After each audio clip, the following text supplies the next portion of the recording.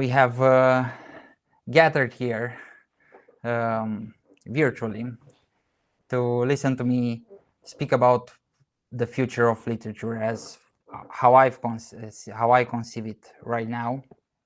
And things aren't looking great. After all, we're all publishing on a platform filled with a lot of people who push a lot of ideas, some of them better than others, some of them more substantial than others, but we've all created systems around us. And I think that's what literature is all about, connecting with people. Still, I feel that there is a way forward, and that way is inspired by Romanian literary history. And what I find very interesting is that right now on Substack, we're basically in the same place that Romanian literature was in the 1880s. And that means we have a lot of inspiration from the past, from other authors who offer a lot of models. And we're all reading a lot of different people and trying to imitate the greats, and that's what helps an artist evolve. And that's an idea that I've adopted from Father Assemlen, who's a great writer, a great poet. I can't recommend him enough, and also a great essayist. And we all have a lot to learn from that. And right now I'm trying to imitate Titu Maiorescu, who was the critic that kick-started modern Romanian literature. And when we say modern Romanian literature, we just say Romanian literature.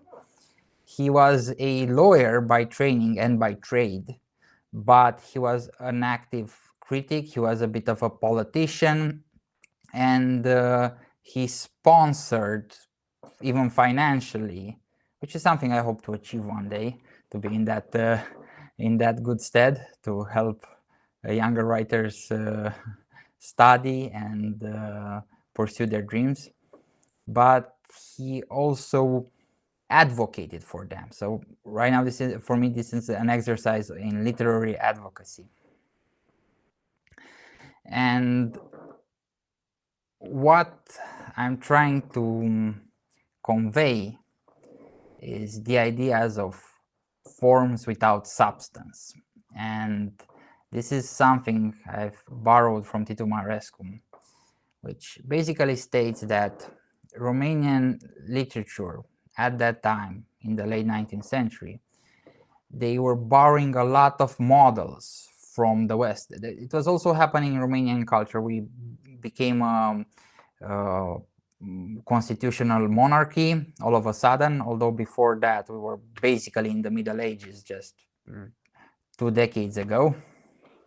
So Romanian independence was gained in 1877, and we basically copied the Belgian constitution, and we were already having parties which were mostly made up of rich landowners and the children of the rising bourgeoisie. And the rising bourgeoisie was on the liberal side, and rich landowners and their younger scions, they were on the conservative side. And they both wanted progress, but they had different approaches. So the conservative side is say, okay, we have to do it slowly. We'll get there, but we have to do it slowly. The liberals wanted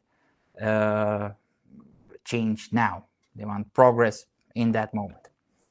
And Titu Maiorescu said, okay, it's nice that we want to adopt these models, but we need to create the substance behind them. And that's why he sponsored a lot of young writers. That's how he basically paid for Mihai Eminescu, which is our national poet, our Shakespeare. He paid for his education, and he tried to get him in a lot of good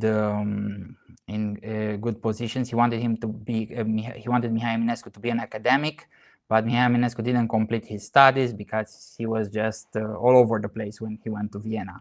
He was studying mathematics, he was reading a lot of Schopenhauer, but he wasn't getting his law degree, which really pissed Tito Maiorescu.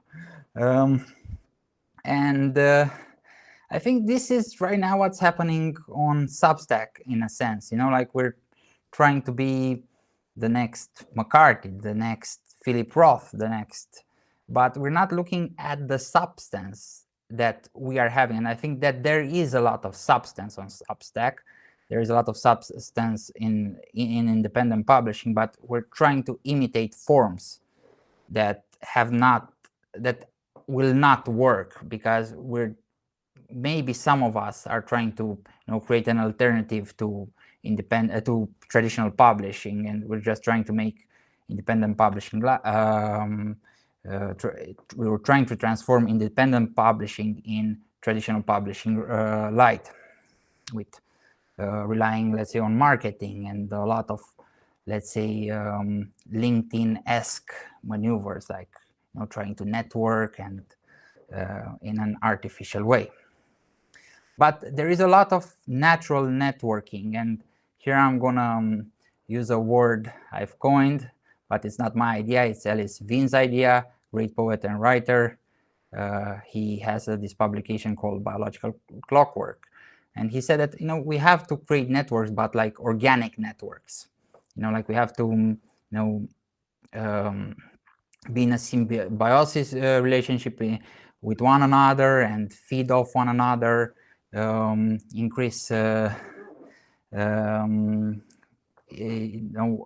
push each other and help each other grow in a natural way. And I'm gonna call these networks Vin's webs in honor of Ellis. And right now, everybody in this chat, and I'm gonna check right now to see who has joined and say hi. Everybody here is in my Vin's web, and I thank you very much for all your support.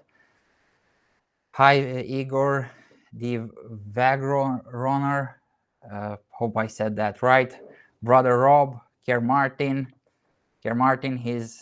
he has the most energetic Vin's web out there. Sole Sol Nova.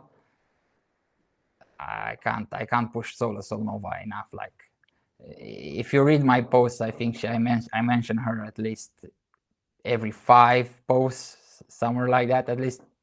I don't think the multitudes of the Lizard Man would still be going if not for Solus. So, getting back to my little rant. So there is, I've talked about forms without substance, but there is also the other end of that, and that's substance without form. And I'm going to talk about somebody who I like to call the patron saint of indie publishing, none other than the philosopher Friedrich Nietzsche. And Friedrich Nietzsche, the guy who famously said that God is dead, he was an indie writer. He published his first work, The Birth of Tragedy, while he was still an academic, and that book was panned. It was panned because he didn't follow academic rigor. He leaned into philosophy and poetry and aphorisms, and everybody was expecting an academic book about the birth of tragedy in ancient Greece. And Friedrich Nietzsche went off the rails discussing human nature and a lot of very deep subjects, and it wasn't well received. And after that, all of his major works were self-published. And they were ignored, basically ignored. He was sending copies of the books that he printed out of his own pocket, and he was living off a pension. So that was a lot of financial, that was a financial cost for him that was very high, very high. And people didn't even bother to say thank you, not even to receive a letter. And towards the end of his intellectual life, because although he lived for many years, at some point after publishing Ecce Homo, he had a mental breakdown, and for most of the remainder of his years, he was in a catatonic state, more or less. Although he became a household name in his lifetime, but he didn't get to enjoy it. But what I liked about Nietzsche is that he always believed in his work. He believed in his work, and at some point he said that he was writing for people of the future, and that's something that a lot of Nietzsche scholars remarked that he was basically a 20th century writer writing in the 19th century. And the thing is with Nietzsche, he was a substance without form. He had a lot of interesting ideas, but people weren't ready to receive it. And I think this is where we are now, in a sense. There is a lot of substance, but we're still trying to lean into forms, like publish a novel. And a few years ago, probably Orna Ross, who I see has joined. Hi, Orna. Hi, Ramona, Lizzie, Parapa, Ian McIntosh. So now I'm caught up. So probably Orna Ross remembers and has a lot more stories to tell. There was a trend a few years ago in which indie authors were encouraged to serialize their works and publish on a constant basis. And basically, you had to write a book to publish a book every few months. Otherwise, the readership will forget you. It was brutal. There is a book detailing the process called Write, Publish, Repeat by Johnny Truant. He's also on Substack. He's revised his ideas on traditional publishing since AI, because it's very easy to churn out books.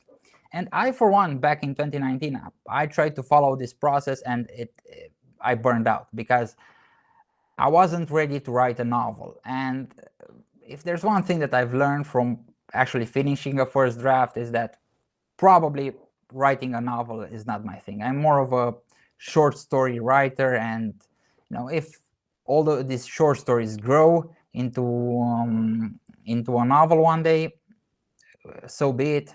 Right now, I'm just focusing on writing good short stories. That's what my main mission is, and my daily practice. And I think this is a lot of the most interesting things on Substack right now. They are poems, but even the poems, and here I'm gonna talk a bit about Ramona Moss' recent experimental poem, Ziski. I hope I'm saying it right. Ziski is an experimental poem, and all of Ramona's poems are experimental in one way or another.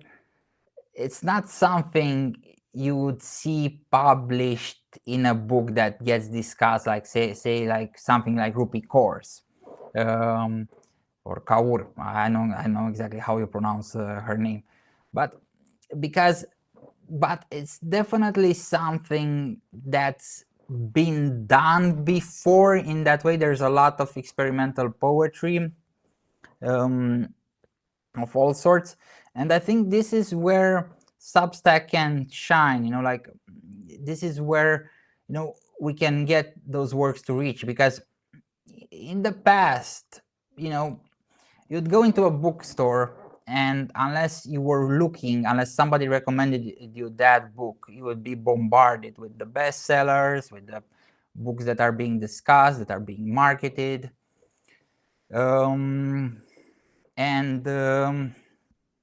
Here, you have people in your system, in your VinceWeb, recommending them to you directly. So there's already a new level of trust that wasn't in the past, because you know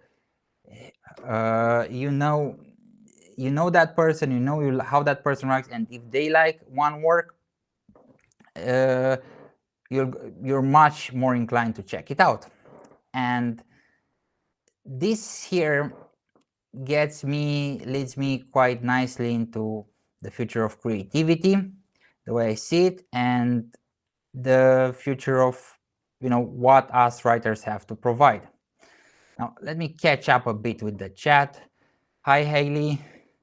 Okay, I see that Adrian is showing Ramona some love. We all should be showing Ramona some love, and to everybody. And hi Logan the lobotomizer. Love your name. So the future of creativity and what's our part in it as writers. Now, some people might say that, like we have to be wake-up artists, we have to activate people.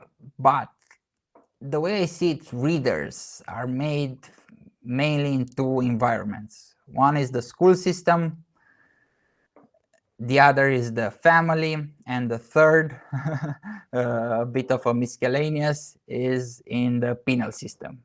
People tend to become readers when they go to prison. They have a lot of time in their hands and probably a lot of time to reflect. And that's how a lot of great writers were born. One of them is Malcolm X, who's an amazing writer and a very influential person. And there's also another one is Iceberg Slim, who wrote Pim, The Story of My Life. Great book. I love it. He's really a stylist.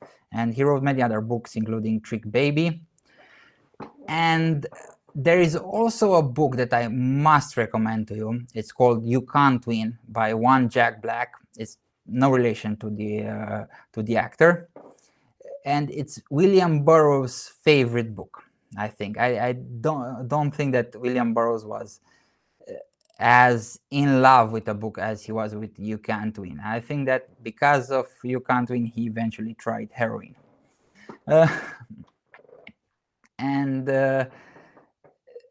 Jack Black, which is obviously a pseudonym, he wasn't a reader at all until a prison stint in which he discovered Shakespeare. And if you read You Can't Win, you'll see that it's a great book.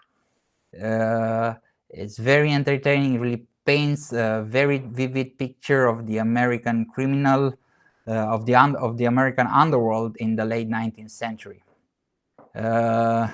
It's very picaresque, very reflective, and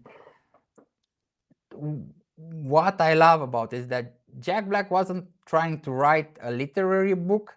He was trying to criticize the American penal system at the time. Okay, I see a lot of other people joined in, and Brandon Westlake, thanks for dropping in. Hi OPM Tales, Amadeus, and Mason, thanks for joining. And I think this is something that it's interesting, is because you don't set out to write a classic that's beloved necessarily. You just have something that's important. You just have something that you see as important that you have to tell. And in my case, as I said, it's memory. It's about sharing the memories. And I think literature and memory, they're very interlinked. It's something that you get from all the way back from Plato. And in one dialogue, Socrates was actually criticizing writing because he was saying that, if people were relying too much on written words, their memories would stop working. But it was Socrates being Socrates. At least that's how he was presented by Plato. He was being a gadfly, as they called him back in Athens. His nickname was the Gadfly of Athens. Maybe he was playing the devil's advocate in that story, in that dialogue. I can't really remember right now, but that idea stuck with me, is that literature is a form of memory, and it's, memory There's the facts, okay, you have the facts, but you also have the emotion, you have the impact. And with here I'm going to talk a bit about War and Peace. With War and Peace, which is a book that's been highly researched by Tolstoy. He went and talked to the people who lived through that time, who lived through that war. He visited the places of the Napoleonic Wars. And what's more what's more to add is that Tolstoy at the time was also in a dialogue with Schopenhauer. A lot of Schopenhauer's views were being discussed and alluded in that novel. He was also going through a bit of transformative experience at the time, because after he published War and Peace, he had that conversion in a sense. He renounced all his works, and he saw them as spiritually damaging, and he became that anarchist, and he just started writing tract after tract after tract for many years, until I think Turgenev on his deathbed asked Tolstoy to return to to fiction. And that's I think, that what literature should do. It should remind people of things. It should also create a space for transformative experiences, but it should also remind people of things that we forget in a world that's drowned in content, and remind people of what's really important, but also remind us to be human. And that's the thing, because we are right now stuck in a machine as a society, in a machine that's run by an algorithm. We're bombarded by algorithms. We're bombarded by metrics in our jobs. We're always being graded in a sense of another. And we have to be efficient. We have to be productive.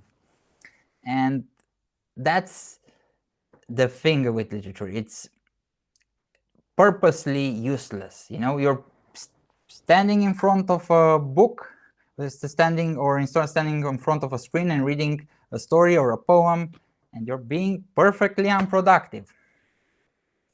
And in that space, you have the chance to experience other views, to experience yourself and face yourself in ways that you couldn't have done before that. And here I'm gonna mention Rachel Victoriana's book, Caught Up in Truth and Metaphor. It's free to read on Substack. She's also almost finished with her audio.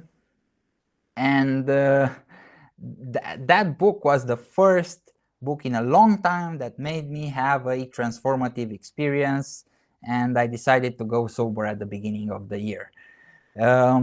Really amazing book. It reads somewhere between William Burroughs, but her prose and her storytelling is so matter-of-fact, so natural, that you get caught in, a bit of a pun there. And I think that's what we should keep in mind. But I think there's also the practice of writing, and the practice itself is transformative. That's, for me, coming on Substack, connecting with all of you, talking to all of you was a transformative experience. A lot of things changed in my life, and now in here I'm gonna get a bit personal. I decided to come on Substack, and I decided to pursue writing more seriously, because in 2024, one or good thing that happened was that my son was born, and another thing that not so nice thing that happened was that my uncle passed away at quite a young age. I might say he was barely 61 when he passed on. And my uncle, he was an artist of life. He liked to film. He liked to edit movies. He was a great storyteller. Teller. He told a lot of jokes. He was the life of a party, but not in a cringe way at all. He was very funny and a very positive person. And he was the kind of guy who really went all in for his friends. And whenever I'm pushing somebody, whenever I'm recommending somebody, it's his example that I try to follow. I try to be like Uncle Dragos. And someday I'm gonna write about him at length. And with him, that's what I appreciated. He never set out to be a filmmaker or anything, but he recorded a lot of our family history. And I think that maybe if he would have been younger, he would have been a great YouTuber. I don't know. And I think that's the thing, with us. There's millions of people on YouTube. If you look at big names like Nerdwriter or Wendy Goon, who have millions of subscribers and discuss highly literary stuff, many others, like I can't count them. There's definitely readers, and there's definitely a market out there. And the beauty about books, about selling books and selling literature, is that you don't need that many readers, people that actually read your books, because a lot of people buy books and they will never read. I buy books that I know that I probably might never read. I already have a docket of things that I have to read. That I'm sort of coming to terms that I will not read in in this lifetime.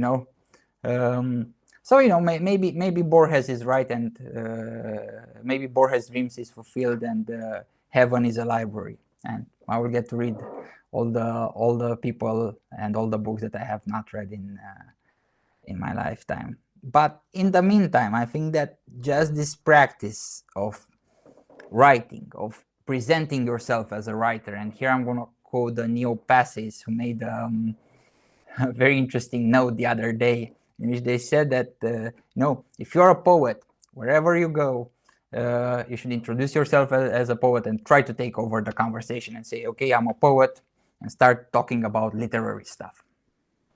And I think that's what we have to do. We have to be confident, because I think that all of us put together, in this chat, we have like tens of thousands of subscribers. I think a lot of them is Opium Tales pushing up, because he has an orange stick, I see.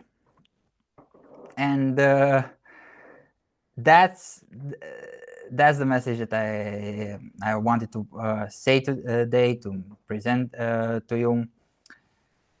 And thank you very much. I'm gonna check the chat right now, and if you have any questions or anything, now might be the best time to ask them. Okay, so Igor Vorona, hi, and thanks for all your support. Igor Vorona, I love him. He's the first to like all my posts. I can't describe how that makes you feel. Hi Simon, great poet. Igor is a great poet as well, and a future game designer. He's going to one day create the pro skater of literature, and that's what's going to push literature a lot. How Tony Hawk's Pro Skater revived skateboarding in the 2000s. I don't think that anybody in Romania would be skateboarding if not for Pro Skater, because, come on, Ceausescu didn't build skate parks. Milo Davila, thanks for joining. Okay, so me and brother Rob have some similar experience. That makes sense. Thank you, Adrian. That's very nice of you to say. Hey, Chance Colbert. He has a very great YouTube channel. I'm not gonna butcher the name, and I'm gonna give the chance to write it down. he's discussing a lot of interesting stuff and a lot. If you're into Shakespeare, you're gonna love Chance's YouTube channel. Yeah, opium. I bought well, I bought 2 books. I think I have a lot more on my list. Rachel was also very kind to give me one, and I'm gonna purchase a few more and share them with my sobriety recovering group, because I think it's very good for people who are going through recovery. I think it's a good book.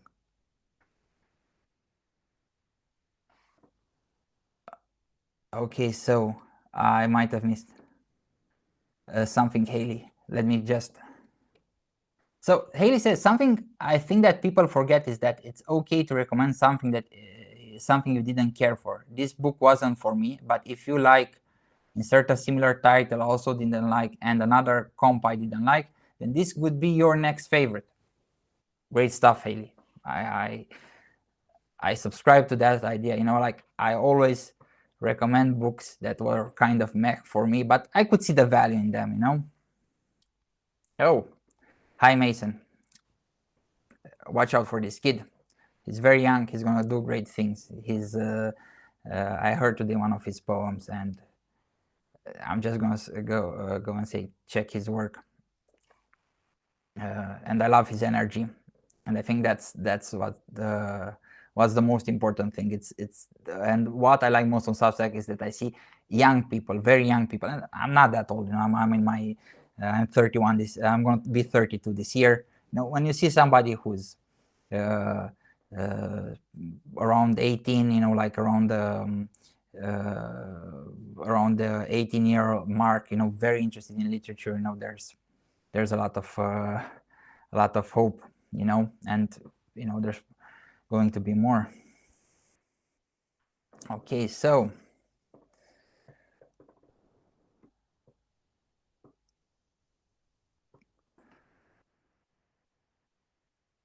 I'm your son's age. Yeah, I'm also Rachel's son's age. Interesting. I wonder what's the significance of that. Okay, so 2 Substacks in, brother. We need to get those numbers up.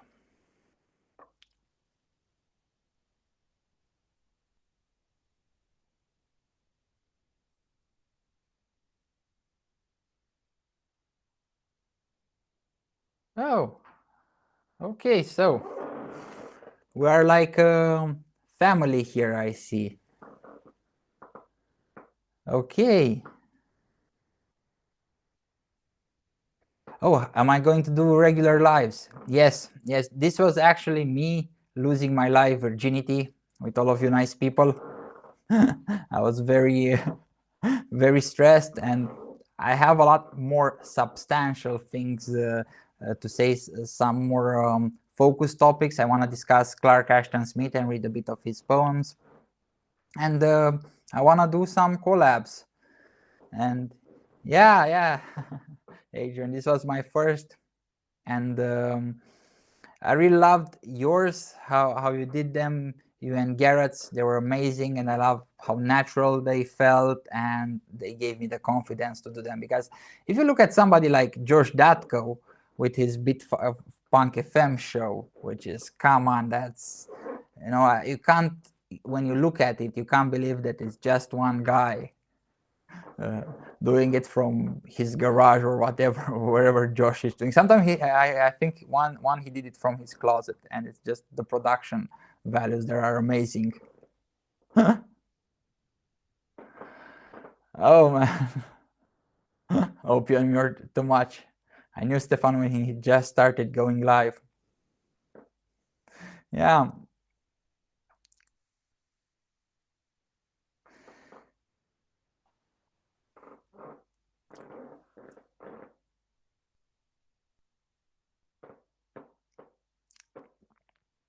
Okay.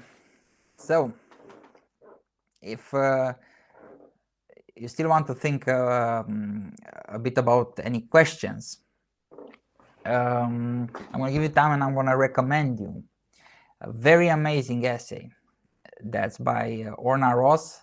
I saw her join the live. It's called On Creativism, and she basically describes being creative as a way of life and how it changed her life. I'm not going to spoil the essay for you.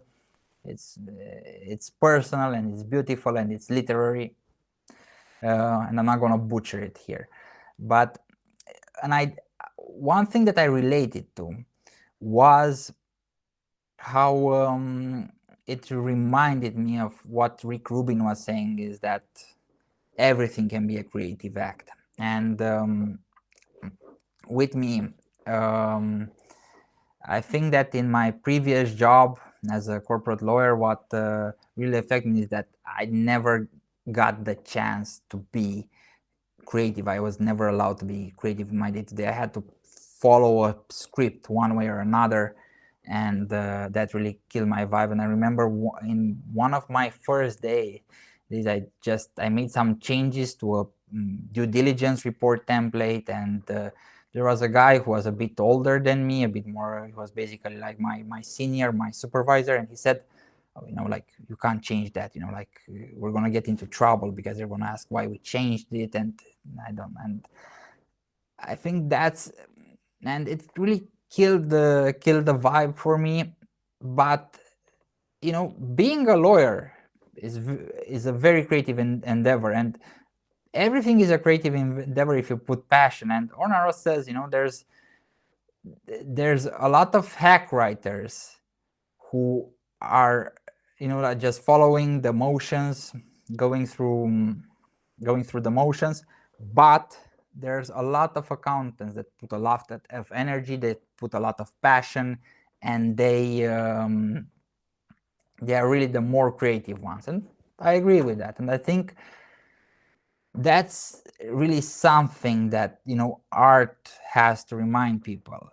And with an accountant, let's say, there's plenty of space to be creative and to enjoy art, because I started, my first job was actually in audit, and my manager there, who I'm still in very good relations with, he was a very well-read guy. He was the kind of guy that ordered books from Amazon UK in Romania. He was reading Pablo Neruda, and he also recommended me the Spoon River anthology, which is an amazing collection of poems. It's basically just epitaphs from graves of a village or a little town called Spoon River. I forgot the name of the author, and I'm not going to Google it now, but Spoon River anthology. That's what you should look at. You'll find it. It's an amazing poetry book. And an accountant recommended me to, an auditor recommended it to me, and that's the thing. He had a different energy because he was passionate about his work.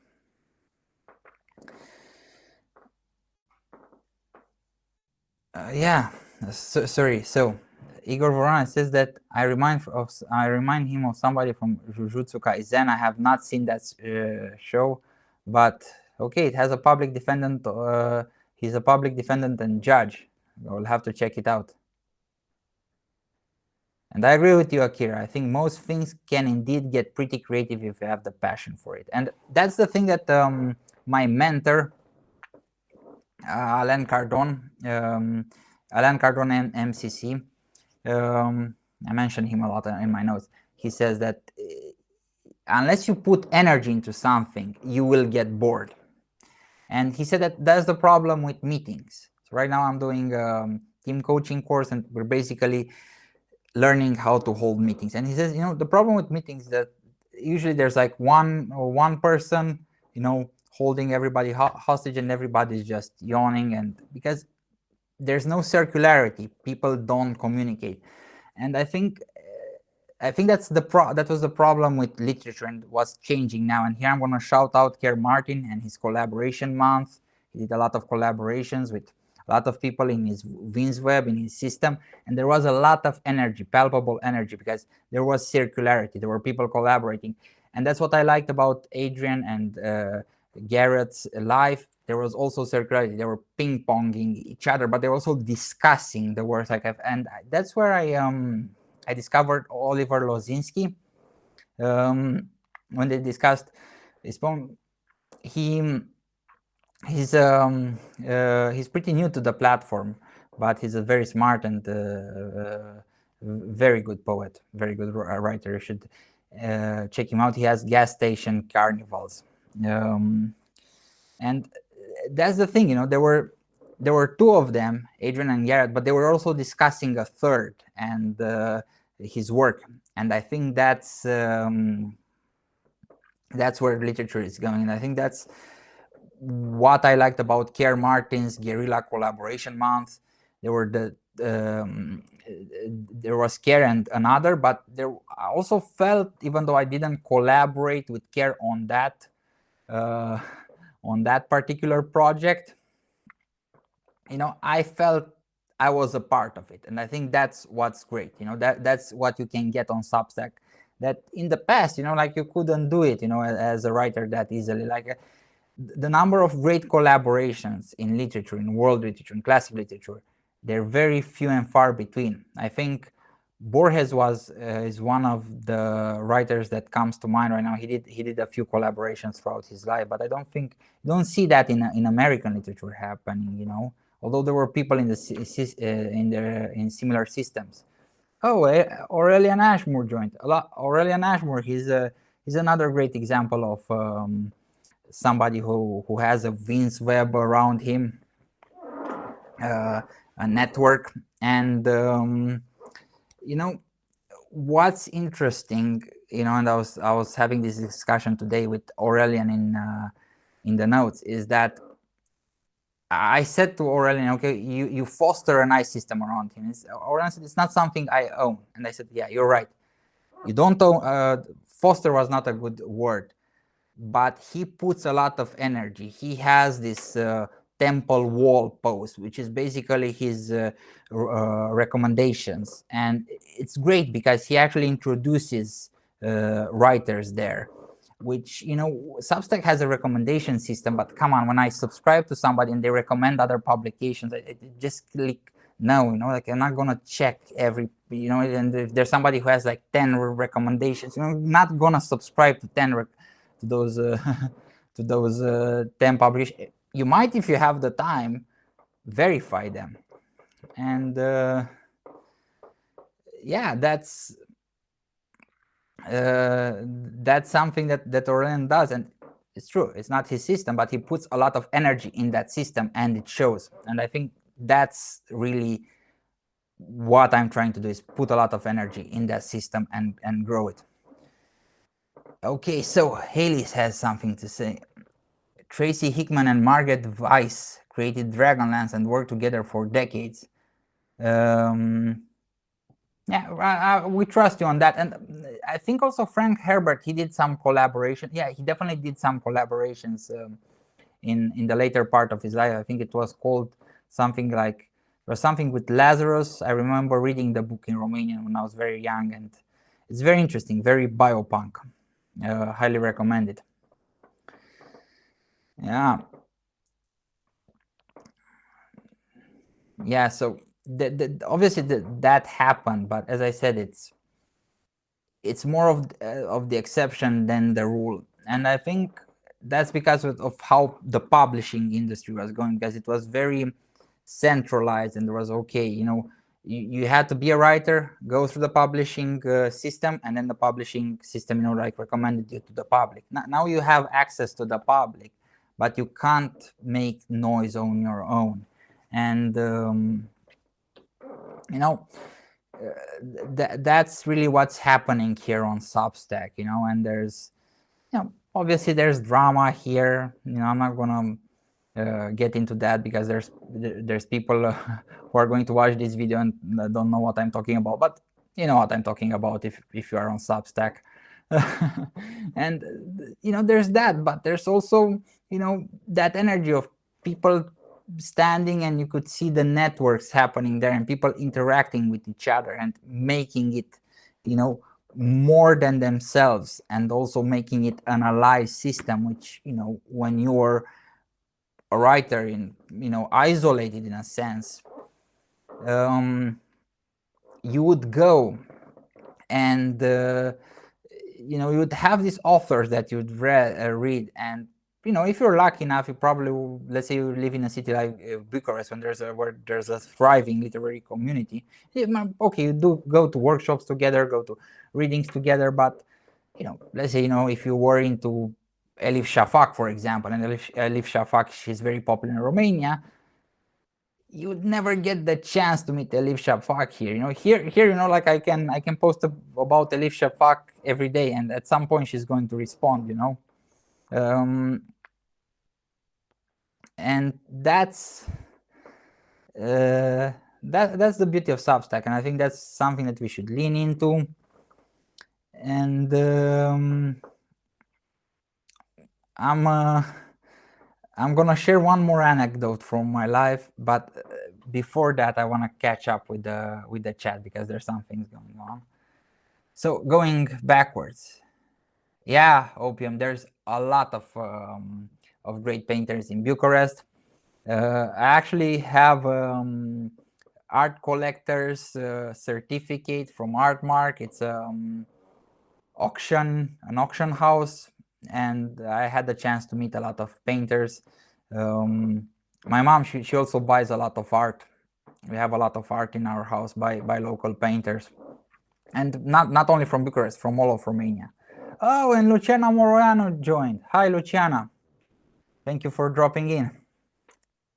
Luciana, she's a great poet. She's honestly, the Romanian cultural ministry should pay her. She does a lot of translations of amazing writers, and honestly, she introduced me to a lot of my own writers that I was ignoring them. I probably heard their name in an anthology or something. So Haley said, so she says, oh yes, I absolutely agree, which is why in those few cases where it works and works well, it's worth taking note of, especially since they write niche within a niche, not just fantasy, but fantasy specifically for Dungeons and Dragons. So yeah, I think that's that's something, that Haley points out towards, it's that finding your niche within a niche, like we all find these strange niches, and coming a bit back to Romanian literature and Tudor Arghezi, the only time that my work was read on George Datko, me not publishing poetry on Substack, or not publishing poetry at all recently, was when I translated Tudor Arghezi, a great poet. My father-in-law was just quoting him to me today at the dinner table. And I compared Tudor Arghezi to Kier Martin. I have that essay on Substack. I'm gonna restack it, and yeah, it's interesting, the connections that you can find, and there's a lot of resonances, and people here in this live, we have a lot of resonances, with each other. I resonate with you, but you also, obviously, from the lively chat, you're also resonating with each other. And I'm gonna share one more anecdote before I go, and I'm gonna take another round of questions. So I was in law school in my third year, and I was chatting up with a partner of a big firm. It was at a networking event, and I said, I want to work as a lawyer, but the thing that I want to be is a writer. And he said, oh, it's good that you want to be a lawyer, because being a writer is a lonely profession. You're alone with your work, and I believe that. And I would meet other writers, as I was growing up, older writers, and there was also that sort of like, oh, you're an aspiring writer, I'm a published author, and that thing kind of put me off, and I was still writing because I can't help but write. You've seen my notes, like I can't help myself. But I wasn't trying. I said, like, I'm gonna publish a book one day. I'm definitely gonna be discovered after I'm dead. All that jazz. But I wasn't in a community, and I think that's what I like about Substack. I have a community here on my phone. Like I can access and be basically in a Senecal, walk in a Senecal. At any time on the day, I can be on the toilet and walk in on literary discussions, and that's what's amazing on Substack. And despite all the drawbacks of this platform, it's still social media and all that jazz. We are here, we are doing it, and I'm happy to be a part of this system and feed it. Now, unless you guys have anything, anybody wants to say something. Okay, no, and somebody has to say something. It's Akira, and they're mentioning Rilke. Rilke said we are unutterably alone in the things most intimate and important to us, but he also wasn't on Substack. Beautifully said. He wasn't on Substack. And what's interesting about Rilke, my favorite work of his, it's Letters to a Young Poet. My mom was actually reading it to me one time as a bedtime story because I couldn't sleep, and she obviously was tired of reading the Shrek mini novelization that I was very into at that time. And she read to me from Letters to a Young Poet. And I think I was 9 at the time. And it's interesting because Rilke has a correspondence with the younger poet, lesser known, I forget his name, but he's writing a lot and sharing a lot of his experiences and giving a lot of advice, and not just literary advice, but life advice. And I think the most important advice, that I heard, the most important writing tip was,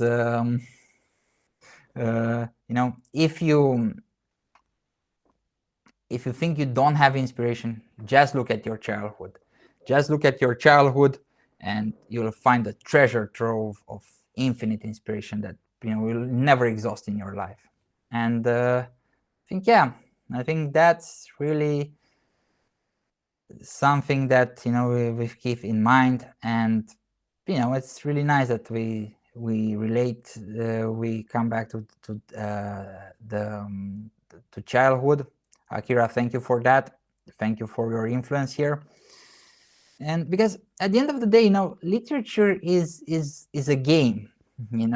Literature is a game, and to paraphrase Blood Meridian, it's the ultimate game waiting for the ultimate player. I'm gonna follow this topic on in another live. Thank you very much for joining. Thanks everybody. Have a great whatever time of days. Thank you very much for your time. Much love. Fane.